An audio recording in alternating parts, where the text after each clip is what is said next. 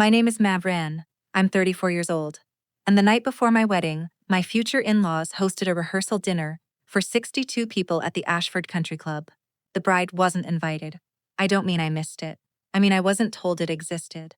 I found out at 7:43 on a Friday evening, standing in my own kitchen in a dress I had paid $400 to have altered, waiting for my fiancé to pick me up for what I thought was a quiet family dinner at his parents' house.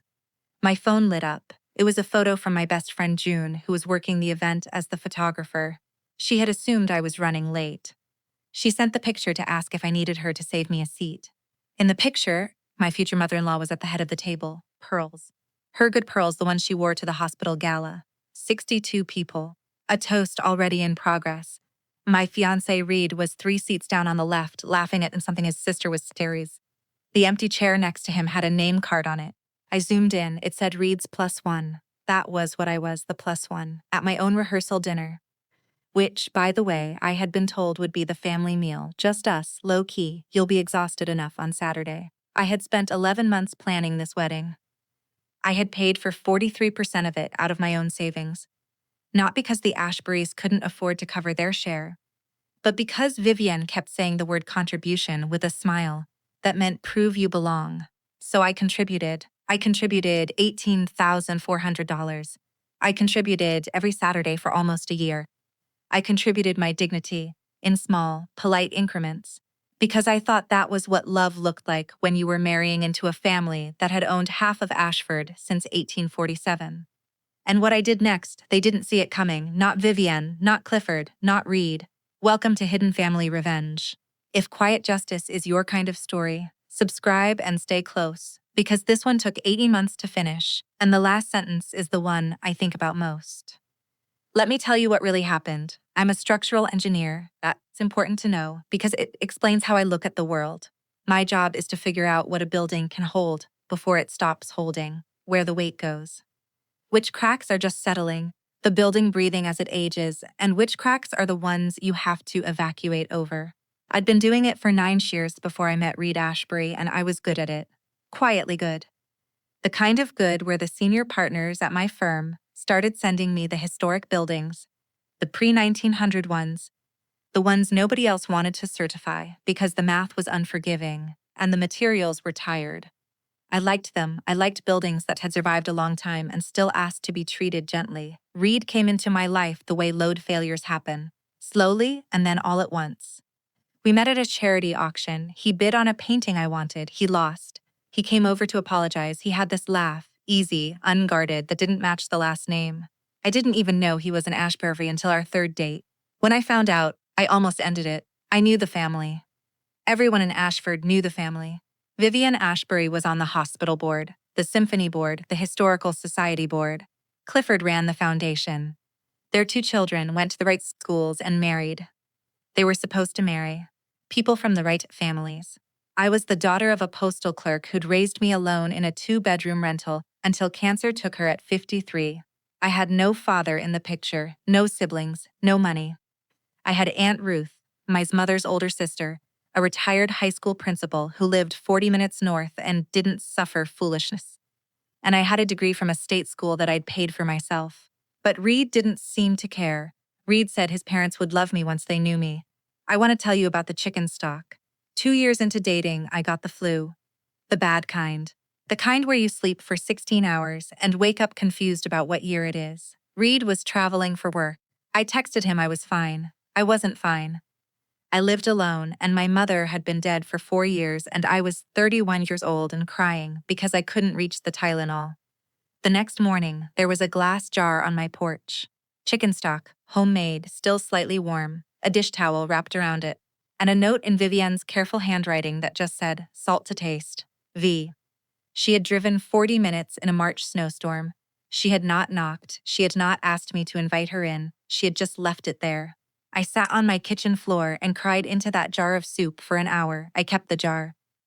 I rinsed it out and put it on the shelf above my stove and looked at it sometimes when I was making dinner, because that jar was the proof I needed that I was going to be okay. That maybe this family had hard edges, but underneath, somewhere, there was something soft. Something that drove 40 minutes in a snowstorm without asking for anything back.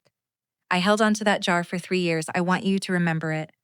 I want you to remember exactly where I put it. Because by the end of this story, that jar is going to mean something different than it does right now. There were warnings. Of course, there were warnings. There are always warnings. The trick is whether you read them as settling cracks or as something structural.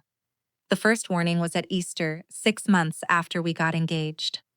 Vivian introduced me to a cousin from Boston as Reed's girlfriend. I corrected her gently. She smiled and said, "Oh, of course, fiancé. I'm still getting used to it." Settling crack. Buildings shift. I let it go. The second warning was the engagement party. Vivian had it at the club. 60 people. She gave a speech. She talked about Reed for 8 minutes. She talked about the Ashbury family legacy for 4. She mentioned me once by first name only in the context of the wedding we're all looking forward to. Settling crack. She was nervous. I let it go. The third warning was the dress. I'd picked my dress, simple ivory, a designer Vivian had never heard of. She suggested, gently, with her hand on my arm, that I consider something more traditional for the photos. Because, she said, the photos last forever. That one I almost flagged. That one had a different sound to it. The sound a beam makes right before it stops being a beam. But I told myself I was being dramatic. I told myself Vivian was just particular. I told myself a lot of things in those 11 months.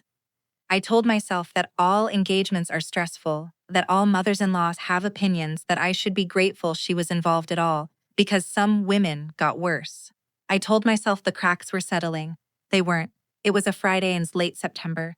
The wedding was Saturday at 4 o'clock at the Ashford Inn, an old colonial with a garden and string lights and 47 people on the guest list, almost all of them mine, friends from the firm.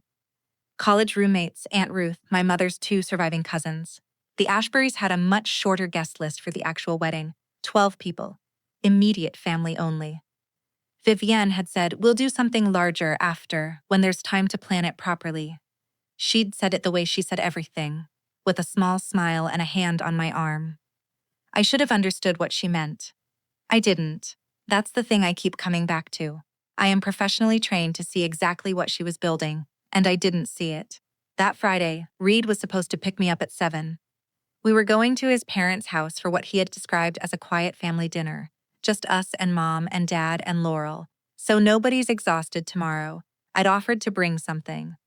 Vivienne had told me, by text, "No need, dear, just bring yourself. We want it to be easy for you." I remember the exact words. I remember because I scrolled back and read them 6 times after June's photo came in. At 7:30, Reed hadn't shown up. I texted him, no answer. At 7:40, I called. It went to voicemail. At 7:43, my phone lit up with the photo from June. Pearls, 62 people, Reed laughing. The chair beside him with the card that reads +1. The first thing I felt wasn't anger. I want to be honest with you. The first thing I felt was a kind of cold curiosity, the way I feel when I'm looking at a crack in a wall, and I can't tell yet if it's serious. I just stood there in my kitchen in my altered dress and thread earrings and I tilted my head and I thought, what am I looking at? Then June called. She sounded panicked. She'd assumed there had been a miscommunication. She said, "Marin, I am so sorry. I thought you were just running late." And then I asked Vivienne where to put you and she said, June stopped. I said, "What did she say?" June said very quietly, "She said you weren't really family yet, and the bride doesn't sit at the rehearsal dinner." The kitchen got very still. I remember the smell of the candle I had lit on the counter. Fig and cedar, a candle I had bought because I thought it would smell like a home Reed and I were building together. I remember the way my dress felt against my back. The tag was still on it. I'd been planning to cut it off in the car. I remember the sound of my refrigerator humming, and the sound of a car passing outside, and the small hard sound my phone made when I set it down on the counter, very carefully, screen down. "I want to tell you that," I screamed. "I didn't. I want to tell you that I called Reed and tore him to pieces. I didn't." I walked to the kitchen sink and I put my hands on the edge of it, and I looked out the window at my dark backyard, and I waited. I waited because I have learned something about myself over the years, about how I respond to load failure. I do not crack at the moment of impact, I crack later. The moment of impact, I go quiet. I assess, I gather, I do the math. So I stood at the sink and I did the math. 62 people, 40-minute drive. Catered dinner at the club, 3 courses minimum, probably north of $200 a head. I knew the club. I'd been forced to attend 3 events there. The pricing on a Friday in September with a sit-down dinner for 62 was somewhere between $15,000 and $20,000. Was a rehearsal dinner that cost more than my mother had ever made in 3 months of work. And I had paid $18,400 toward the wedding the following day. The actual wedding, the 12-person wedding. The math wasn't a settling crack. The math was a load-bearing wall that had been hollowed out from the inside for a long, long time. I want to tell you something I almost never tell people. Every part of me, every single cell, wanted to drive to the country club and walk into that room in my altered dress with the tag still on it and ask Vivian Ashbury, in front of 62 people, what exactly she meant by not really family yet. I didn't. I stayed at the sink, and I told myself for the first time in 11 months the truth. The truth was that this had never been a settling crack. The truth was that Vivienne had been telling me, in small, careful sentences, that I was not invited to her family, that the wedding the next day was not a wedding, it was a permission slip she was reluctantly signing, and I had read every one of those sentences as something else, because I had wanted to believe in the chicken stock jar. I went into my living room, I sat down on the couch in my dress. I didn't cry, I didn't move. I sat there for what I think was almost an hour, but I'm not sure because the clock on the mantel was the one my mother had left me and I was looking past it. At 8:47, my phone buzzed. It was Reed. He had finally noticed I was not there. His text said, "Hey, Mom said you weren't feeling up to tonight. Are you okay? You should rest for tomorrow. Love you." I read that text 4 times. I did not answer it. I went upstairs. I took off the dress. I hung it back up in the closet, with the tags still on it, very carefully, because some part of me already knew I would be returning it. And then I sat on the edge of my bed in my slip, and I looked at the chicken stock jar on the shelf above my stove through the open bedroom door, and I said out loud, to nobody, she told him I wasn't feeling up to tonight. That was the moment. That was the moment the wall came down. I didn't sleep that night. I don't mean I slept poorly. I mean I did not close my eyes. I made tea. I let it go cold. I made more tea. I let that one go cold too. At some point, around 2 in the morning, I went into the garage and I got out the file box where I keep important paperwork, and I sat on the floor of my office in my slip with a wool cardigan over it, and I started reading. I read the wedding contract. I read the deposit receipts. I read every email I had sent Vivienne and every email she had sent back. I read the venue contract, which I noticed for the first time was in my name only. Reed had been too busy to come to the signing. Vivienne had insisted I handle it. You're so organized, dear. I read the catering contract. Also in my name. Also paid from my account. I read the photography contract. Also in my name. June was my friend. Of course, she'd written it up to me. I read the florist contract, the efficient contract, the string quartet contract, the block of hotel rooms for the out-of-town guests, which were all my guests because the Ashburys lived in Ashford and didn't need rooms. Every single contract was in my name. Every single deposit had cleared my account. The Ashburys had paid for one thing, the rehearsal dinner at the country club, the one I wasn't invited to. I want you to sit with that for a second. The only thing they had paid for was the event they had excluded me from. The only thing they wanted ownership of was the room I wasn't allowed in. Around 4 in the morning, I drafted a text to Reed. It said, "Did your mother tell you I wasn't feeling well, or did you tell her that?" I stared at it. I didn't send it. I drafted another one. I know about the dinner. I stared at that one too. I didn't send it. I drafted a third one. I'm so sorry. I think I'm just exhausted and overwhelmed. Can we talk in the morning? I love you. I almost sent that one. My thumb was on the button. I had typed it the way I had typed every text to Reed for 3 years. With the careful, apologetic softness of a woman who has learned that the easiest way to get through is to be the first one to apologize. I looked at my own thumb on that button, and I noticed that my hand was shaking. And I noticed that the woman about to send that text was not the woman who had been sitting at the sink 8 hours earlier doing the math. I deleted the text, letter by letter. I watched each letter disappear. It took longer than typing it. Then I put the phone face down on the floor and I cried for the first time for about 20 minutes. Not loud, just steady, like a pipe that has finally given up. At 7 the next morning, Saturday, my wedding day, I called Aunt Ruth. Ruth answered on the second ring. She always answers on the second ring. She doesn't believe in the first one. She says it's too eager. "Marin," she said. "Ruth," I said, and then I didn't say anything else because I couldn't. She waited. She is very good at waiting. I told her. I told her about the photo, about the pearls, about the Reeds +1 card, about the contracts, about the chicken stock jar, about the text he sent me at 8:47. About the text I'd almost sent at 4 a.m., Ruth said very quietly, Marin. Sweetheart. I said, I don't know what to do. She said, yes, you do. I said, Ruth, the wedding is in 9 hours. She said, I know what time it is. There was a long silence on the phone. Then she said, do you want me to come over? I said yes. She was at my door in 43 minutes. She had brought coffee in a thermos and a paper bag of muffins from the bakery in her town that I have loved since I was 12. She didn't say anything when I opened the door. She just walked in, set the coffee on the counter, and looked at me. She said, sit down. I sat down. She said, tell me what you actually want. I said, I don't know. She said, yes, you do. Tell me what you actually want. I sat there for a long minute. I looked at the chicken stock jar on the shelf. I looked at the dress hanging in the open closet across the hall. I looked at the way. The morning light came in through my kitchen window. The kitchen I had bought with my own money, in the house I had bought with my own money, 4 years before I met Reed Ashbury. I said, I want her to know that I know. Ruth said, and I said, I want him to choose. Ruth said, he already did. I want to stop right here for a second. Because I know what you might be thinking. You might be thinking, wait, did he? Did Reed actually choose? Maybe he didn't know. Maybe Vivian lied to him too. Maybe he was confused. Maybe, and I want you to know I considered every one of those maybes that morning, with Ruth across the table from me. If you've ever sat at your own kitchen table with someone who loves you and tried to talk yourself into staying, drop a 1 in the comments if you've been there. Just a 1. Because the next part is what I figured out, and what I figures out is the reason this story has the ending it has. Ruth said, he sent you a text at 8:47 last night saying his mother had told him you weren't feeling well. I said, yes. She said, what time did the dinner start? I said, 6:30. She said, so he sat through a cocktail hour and an appetizer course and a soup course and a main course at his own rehearsal dinner, and the absence of his bride did not cross his mind until the dessert plates were being cleared. I didn't say anything. She said, Marin, he did not need to know. The chair next to him said Reed's +1. He looked at that chair for 2 hours. He did not need anyone to tell him anything. He chose. I want to tell you that I argued with her. I didn't.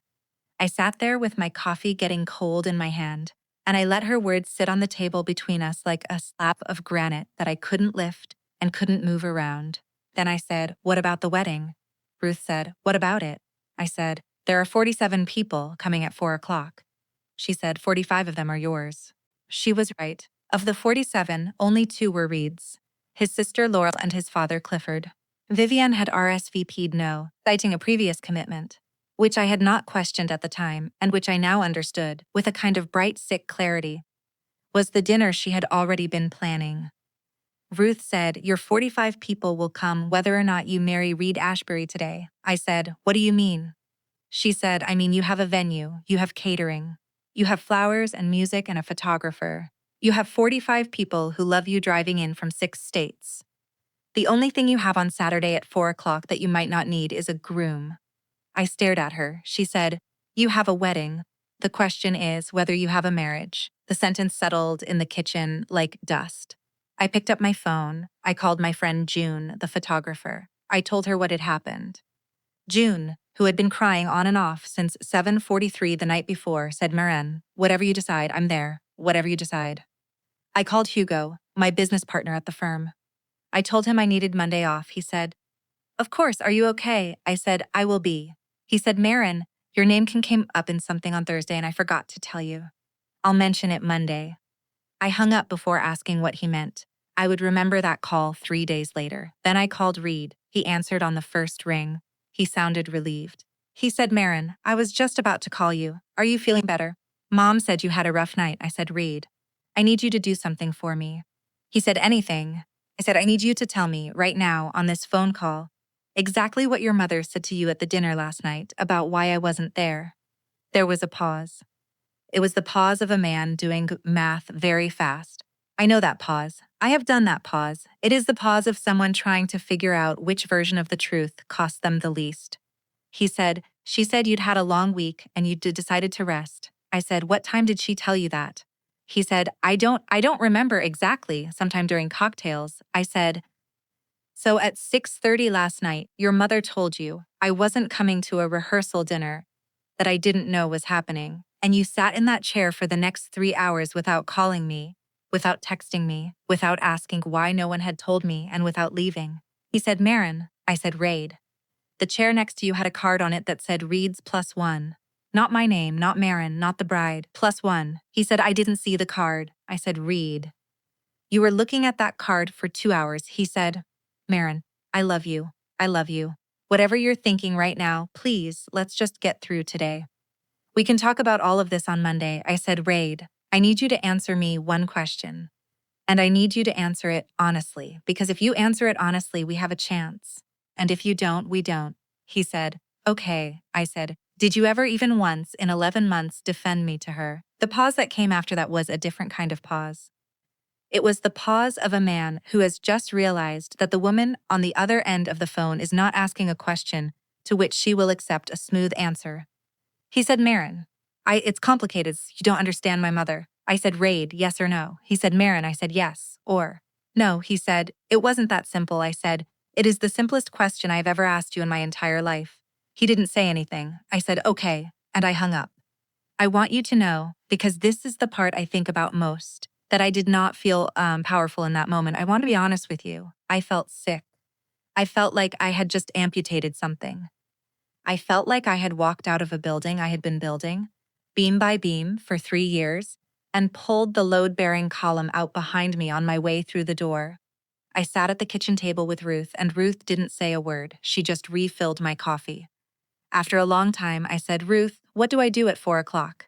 Ruth looked at me for a long moment.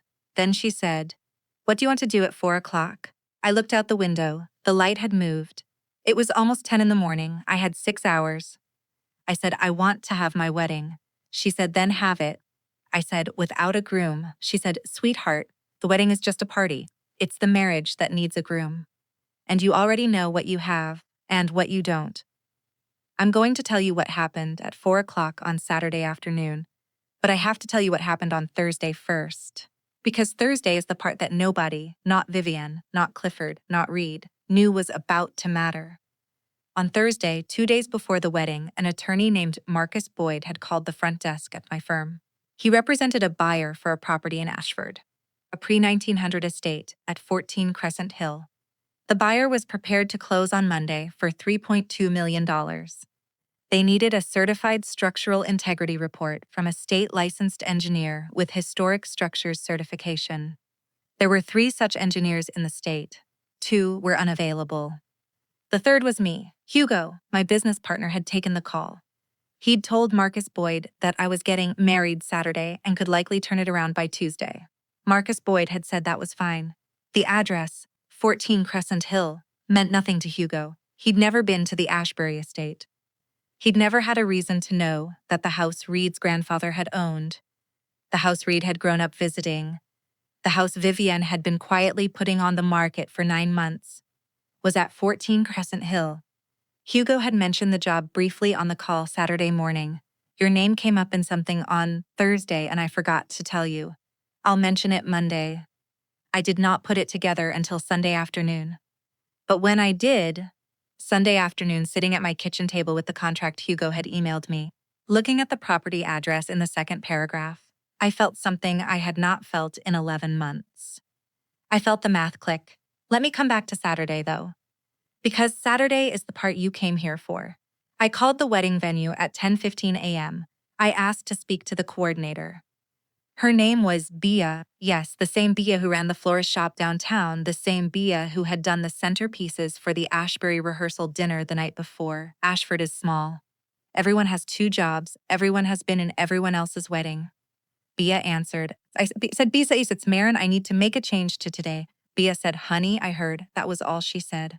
Honey, I heard. 2 words. The information network of a small town moves at a speed that would embarrass NASA. I said, Bay. The ceremony is canceled.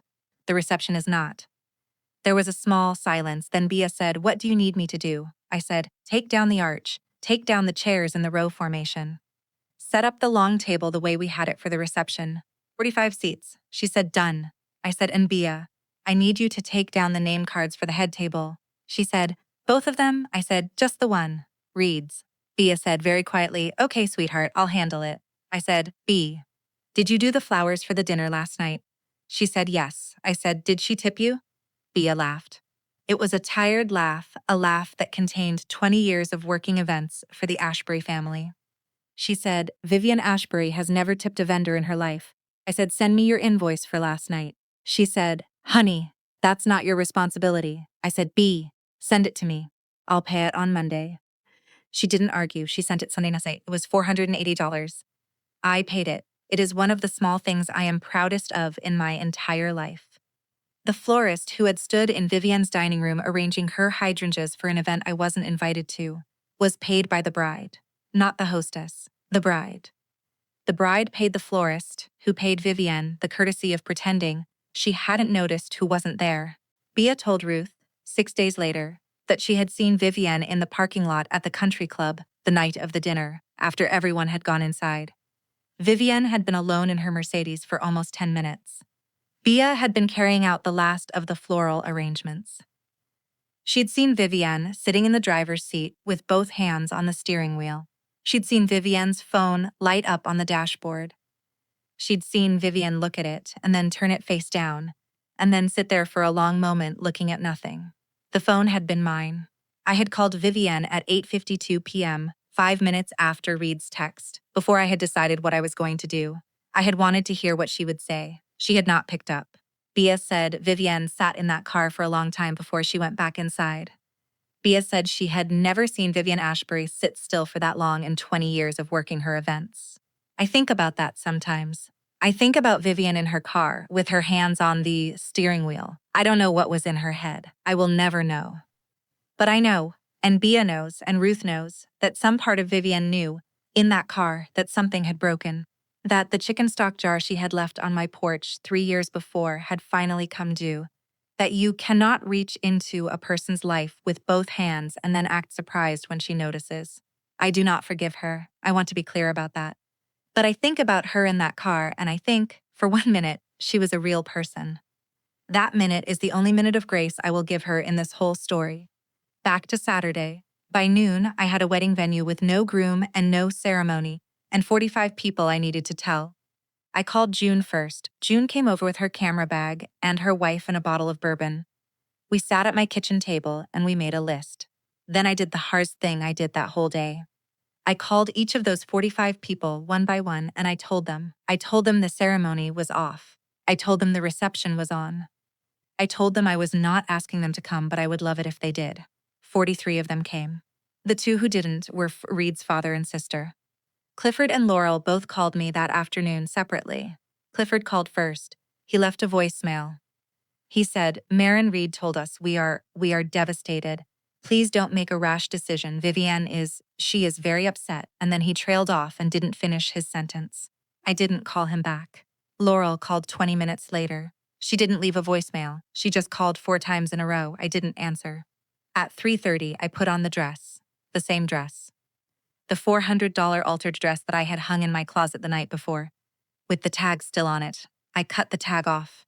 I clipped my mother's earrings on. I looked in the mirror. I want to tell you that I felt beautiful. I felt clean. There is a difference. I drove myself to the Ashford Inn at 3:50. Ruth was waiting in the parking lot. She had a small bouquet of white tulips in her hand. She didn't say anything. She just handed me the tulips and walked me in. The garden looked different than I had imagined it. The arch was gone. The chairs were gone. The long table was set for 44, after Bea had quietly pulled Reed's place setting, with white tablecloths and Bea's hydrangeas, and the string quartet playing the song I had picked for the processional, which they were now playing as background music for a dinner. I walked in. 43 people stood up. Ruth made a toast. It was 3 sentences long. She said to Maren, "Who built this? Who paid for this? And who is the most loved person at this table?"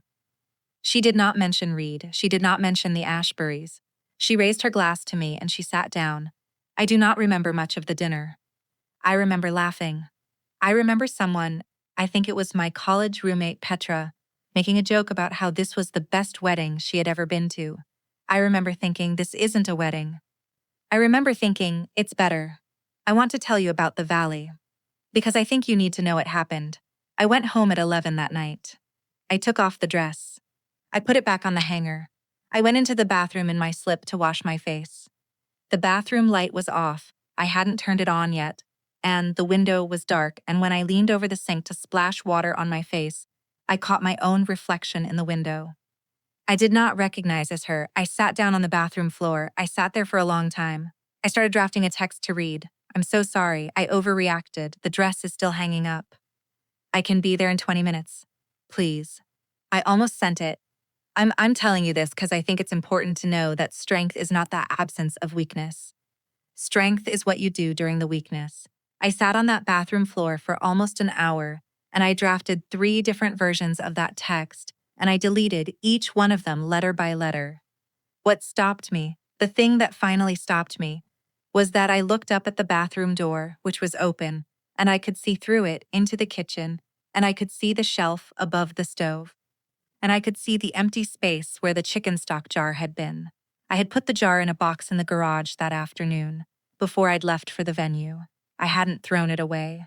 I had just moved it. It was the first thing I had moved out. And I realized, sitting on the bathroom floor, that the woman drafting the text to read was the woman who would have set that jar back on the shelf. And the woman who had put the jar in the garage that afternoon, calmly, methodically, without ceremony, was the woman I had decided to be. I had a choice about which woman I was going to be when I stood up off the bathroom floor. I stood up, I washed my face, I went to bed. On Sunday, Hugo emailed me the contract for 14 Crescent Hill.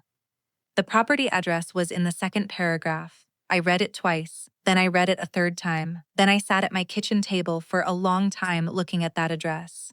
14 Crescent Hill was the Ashbury estate, the grandfather's house.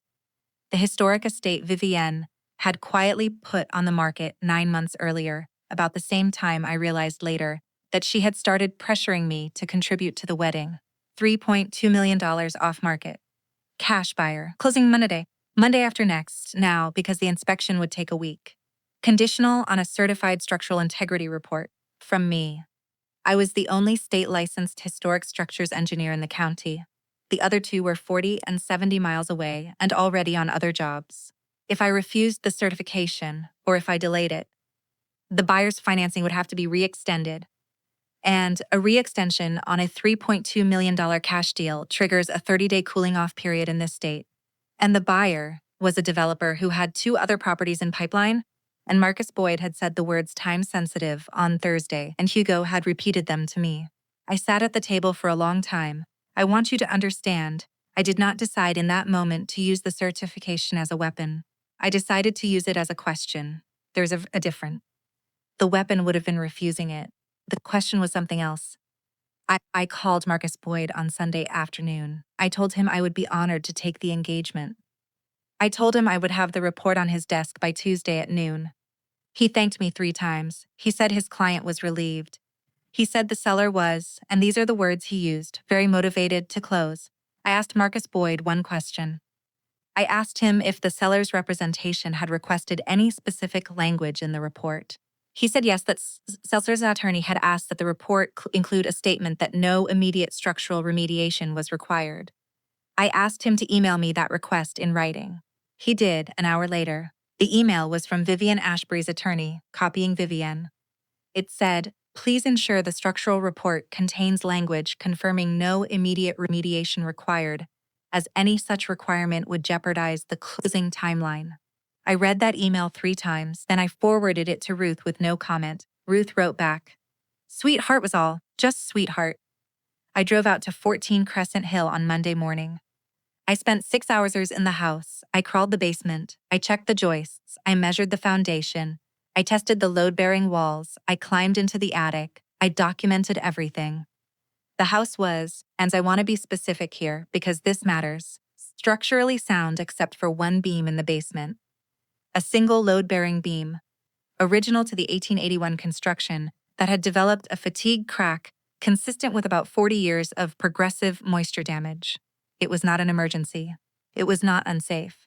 But it was, by the standards of certified historic structures engineering, a finding that required disclosure and a recommendation for remediation within 24 months. I could have written the report 2 ways. I could have written it the way Vivienne's attorney had asked, emphasizing that no immediate remediation was required, and Marcus Boyd's client would have closed on Monday, and Vivian would have received $3.2 million, and I would have done nothing wrong. I could have written it the way the standards required, disclosing the beam, recommending the remediation, and the buyer would have had the legal right to renegotiate or walk, and Vivian's deal would have either fallen apart or dropped by $140,000 in remediation credits. I wrote it the way the standards required. I want to be clear about this. I did not lie. I did not exaggerate. I did not invent anything. I wrote the report exactly as I would have written it for any client in any house in this state. I disclosed what I had found. I recommended what the standards required. I signed it. I sent it to Marcus Boyd at 11:47 a.m. on Tuesday. The certification is the question I was telling you about earlier. The question is, what does this woman do when she is asked, in writing, by a family attorney, to write a report that is convenient instead of accurate? The answer is the report. Marcus Boyd called me at 1:15 p.m. Tuesday. His voice was very polite. He said his client was reviewing the findings and would be in touch. He thanked me again. He did not ask me to revise anything. He could not. The report was a state-registered document with my license number on it. Once it was filed, it existed.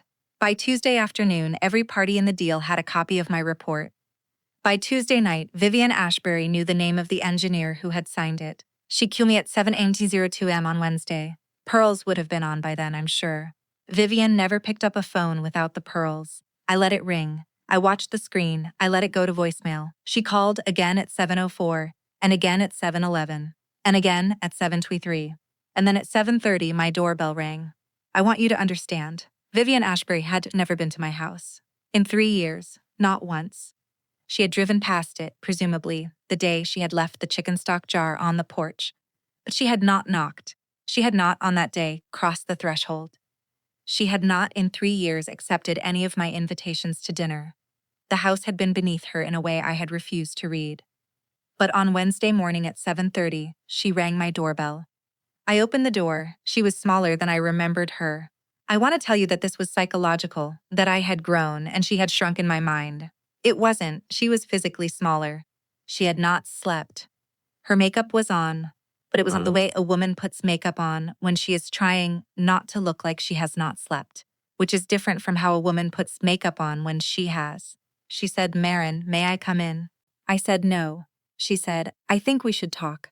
I said, "We can talk on the porch." She did not flinch. Vivian Ashbury does not flinch. But there was a half second where she made a calculation about whether to leave, and she decided not to. She stayed. She said, "I think there has been a misunderstanding about the report." I said, "There hasn't." She said, "Marin, surely you understand. The beam is, by your own admission, not an emergency. The buyer is well. He is a developer. He understands old houses. This kind of finding presented in this way will cost the family a great deal of money." I said, "Probably about $140,000. She said, "You are aware of what you've done." I said, "I'm aware of what I've reported." She said, "Marin, I want to be honest with you. The way the report is written, it can be revised. There is still time. The buyer has not formally responded. If you would consider, for the sake of the family, softening the language." I said, "Vivienne." She stopped. I said, "I have one question for you. I want you to answer it. And then I want you to leave my porch." She said, "All right." I said, "Last Friday at 6:30 p.m., at the rehearsal dinner that you hosted for 62 people at the Ashford Country Club, when June the photographer asked you where to put me, you said I wasn't really family yet. And the bride doesn't sit at the rehearsal dinner. Yes or no?" She did not answer. I said, "Vivienne, yes or no?" She said, "That is not exactly what I said." I said, "It is what June heard. It is what June repeated to me. It is what made me look at the chair next to your son that said Reeds +1. So I will ask you again, yes or no?" She said, "I may have said something to that effect." I said, "Thank you." She said, "Marin, please. I drove 40 minutes in a snowstorm with chicken stock for you when you were sick." I want to tell you what happened in my chest when she said that. I want to tell you because it is the most important sentence in this entire story, and not for the reason you might think. What happened in my chest when Vivian Ashbury invoked the chicken stock jar on my porch at 7:31 a.m. on a Wednesday was nothing. I felt nothing. For 3 years I had held that jar like a relic. I had looked at it on the shelf above my stove and used it as evidence that this woman, somewhere underneath, contained a real person. And the moment Vivienne herself reached for it, the moment she tried to use it the way I had used it, I understood with a clarity that was almost surgical that the jar had never been about me. The jar had been about her. The jar had been a deposit she had made in a bank account she had every intention of withdrawing from. The 40-minute snowstorm drive had been an investment. And here she was at my door 3 years later asking for the return on the investment. I said, Vivienne, the chicken stock was the kindest thing you ever did for me. And it was the cheapest. You spent 2 hours of your life on it, and you have spent every conversation since then trying to make me pay it back. So I want you to know, I have heard the receipt. I have it in my hand. And it is paid in full. There is no balance remaining, she said. Marin, I said, the report stands. She said, Marin, please. I said, Vivienne, there won't be a wedding form for me to certify, and there won't be a report for me to revise. The first one I gave you for free. The second one is the one you paid for. She did not move. She stood there on my porch in her pearls. I said, you should go. She went. I closed the door. I stood with my back against it for a long moment. And then I walked into my kitchen and I looked at the empty shelf above the stove and I poured myself a cup of coffee. Reed called me at 9:14 a.m. He had heard from his mother. I let it go to voicemail. He left one. He said, Marin, please call me. She is in pieces. I know you're hurt. I know things went wrong on Friday, but you are punishing my entire family for one mistake. Please? Please, can we talk? I did not call him back. He called 4 more times that morning. I let each one go to voicemail. At noon, my phone buzzed with a text from Laurel. Laurel, Reed's younger sister, the enabler. The one who for 3 years had said, I'm sure Mom didn't mean it that way. The text said, Marin, I owe you an apology. I knew about the dinner on Wednesday. I should have told you. I was a coward. I'm sorry. I don't expect you to forgive me. I just wanted you to know that I know I was wrong. I read it 5 times. I want you to understand. That text from Laurel, 12 sentences, 83 words, no excuses, was the only piece of accountability that emerged from the entire Ashbury family in the 18 months that followed. It did not fix anything. It mattered anyway. I wrote back. I said, thank you, Laurel. That was all I wrote. She wrote back, take care of yourself. That was the end of every conversation I have ever had with anyone in that family. By the end of that week, the buyer had walked from the 14 Crescent Hill deal. The buyer's developer brain had done its own math, and the math after my report did not work. By the end of the month, the property had gone back on the market at 2.9. By the end of the next quarter, it had sold for 2.75, a loss of $450,000 against Vivienne's expected close. Vivienne did not return to the Children's Hospital Gala that year. She had been on the gala committee for 16 years. Bea told Ruth, who told me that Vivienne had quietly stepped back, citing personal reasons. She also stopped attending Sunday service at the Episcopal Church on Maple Street. She started attending an Episcopal church 4 towns over. These are small consequences. I want to be honest with you, they are not justice. Nobody went to jail, nobody lost their house. Nobody had to publicly apologize. But in a town like Ashford, where Vivienne Ashbury had spent 40 years building a public image that was the entire load-bearing column of her life, the smallness was the consequence. The quiet retreat from the gala, the drive to a different church. The understanding, in every grocery store and every dry cleaner and every coffee shop, that something had happened even if nobody could say exactly what. The story traveled. It always does. I did not tell it. I did not have to. It has been 18 months. I want to tell you what 18 months looks like. Because the part of these stories that nobody ever tells is the part that comes after. I sold the house I had bought 4 years before I met Reed. I did not sell it because of him. I sold it because I had outgrown it. I bought a smaller place 40 minutes north of Ashford, in a town I had visited Aunt Ruth in since I was 12. It has a kitchen that gets the morning light. It has a shelf above the stove. The shelf is empty. I have decided to keep it empty.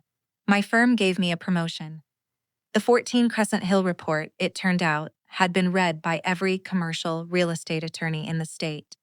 A report written exactly as the standards required, against significant pressure not to. Apparently, in my industry, that is the kind of thing other engineers notice. I had 3 job offers in 4 months I stayed at my firm, Hugo and I are equal partners now. I had a date last spring. He was a contractor I had worked with on a project in Hartford. He was kind. He was funny. He drove 45 minutes to take me to dinner, and he didn't make it a story. It didn't go anywhere. I'm not in a hurry. I see Aunt Ruth every Sunday. We have dinner. She still asks one-word questions. I still answer them honestly, which I have learned, in the last 18 months, is something I had not been doing for almost a decade. I have not spoken to Reed since the morning of the wedding. He sent me a letter about 3 months after, asking for closure. I did not respond. I do not owe anyone closure. Closure is something you give yourself. I have not spoken to Vivienne since she stood on my porch in her pearls. I have not spoken to Clifford or to Laurel beyond Laurel's text. Laurel sent me a Christmas card last December. There was no message inside, just her name. I did not send one back. I did not throw the card away either. It is in the box in the garage, next to the chicken stock jar. I do not know what I will do with that box. I learned something about myself in those 18 months. I want to tell you what it is. Not because it is profound, it isn't, but because I think someone listening to this needs to hear it the way I needed to hear it. I learned that I had spent 11 months trying to be small enough to fit into a family that had no room for me. In the same way a building can spend 40 years trying to compensate for a foundation that was never level. You can shim a building, you can patch the cracks, you can repaint the walls, but the load is still wrong, the weight is still on the wrong column. And one day, usually is insight in my experience in a kitchen at 7:43 on a Friday evening, the column gives, as I used to think that love meant being willing to make yourself smaller for the people you loved. I thought that was the price of belonging. I thought that the chicken stock jar on the shelf above my stove was proof that someone had once made themselves slightly smaller for me, and that I owed something back. I know now that the people who love you do not require you to be smaller. The people who love you build a bigger room. If you are the one who always pays for the dinner, who always apologizes first, who always sits in the chair labeled +1 at your own table, listen to me, just listen. The family that won't make room for you at the table was never going to make room for you in their lives. The wedding I had on that Saturday at 4 o'clock at the Ashford Inn, the one with 43 people and no groom and no ceremony, was the best party I have ever attended. We ate. We laughed. June took photographs. Ruth made a toast. My college roommate Petra got slightly drunk and told a story about me at 19 that I had forgotten. The string quartet around 8 o'clock started playing requests, and somebody asked for the Beatles, and the lead violinist did her best with Here Comes the Sun. I danced with Hugo. I danced with Ruth. I danced with June.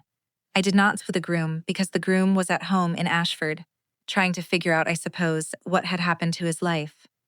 I want to be honest about one more thing. About 6 months after the wedding, Vivienne wrote me a letter. It came in the mail. It was 3 pages long. It was handwritten on her good stationery. It was, and I want you to understand this, the closest thing to an apology Vivienne Ashbury was capable of producing. It did not contain the word sorry. But it contained sentences like, I have been thinking about what you said and I did not understand at the time, and I would welcome the opportunity if you were ever willing to speak. I read it twice. I put it on the kitchen table. I sat with it for 2 days, and then I wrote her back, one sentence. Vivienne, I appreciate the letter. I am not interested in a conversation. I wish you well. I left the door open 1 inch, not wide enough to walk through, but not locked. If she's somewhere in her, the capacity to become a different woman that is between her and the next 10 years of her behavior. It is not my project, not anymore. I set my table differently now. When Ruth comes for Sunday dinner, I set 2 places. When I eat alone, I set 1. I do not set the extra plate for a person who might walk in. I am no longer in the business of preparing for arrivals that are not coming. The shelf above my stove stays empty. Sometimes in the morning, the light moves across it. It is one of my favorite parts of the day. I want to leave you with the question I cannot answer for you. I have thought about it for 18 months. I have asked Ruth. I have asked June. I have asked Hugo. I have asked myself in the bathroom mirror at 2 in the morning more than once. If your future in-laws threw a wedding dinner for 62 people the night before your wedding, and they did not invite you, would you still walk down that aisle the next day? I genuinely don't know what the right answer is. I know what mine was. I know what mine cost. I know what mine gave me back. But I want to know yours. Tell me below. Not what you think you would do.